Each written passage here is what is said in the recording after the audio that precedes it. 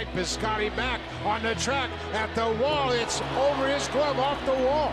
Coghlan is headed for third. They're going to wave him home. Here's the throw from Piscotty to home plate, and Molina didn't tag him. In this play, the runner attempts to touch home plate by diving over the catcher. Rule 601 states that the runner may not initiate an avoidable collision with the catcher unless the catcher blocks his path to the base, which is what happened here. For the catcher, he may not block the runner's path unless he possesses the ball or occupies his position in a legitimate attempt to field the throw. It appears that that's what happened here with the catcher. Thus, with both players legal, we simply consider whether there was a tag. It doesn't look like the catcher tagged the runner, and it looks like the runner touched home plate. He's safe. Good call.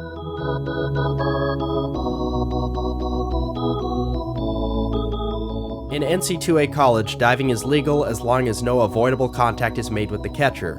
It sure looks like there was contact between the runner and the catcher, knee to head. Regardless of the severity of the contact, this is considered contact above the waist initiated by the base runner, and therefore, he's not legal. This is not legitimately an attempt to reach the base, and it's also, by rule, an attempt to dislodge the ball. The penalty is a dead ball, and the runner is out. In high school, the rule is the simplest. Diving over a fielder is illegal. When the dive occurs, the ball remains live and the runner is out, but when there's contact like there was here, the ball becomes dead, similar to college. Finally, in Little League, which uses professional rules for the most part, even with a rule interpretation manual, this play is legal.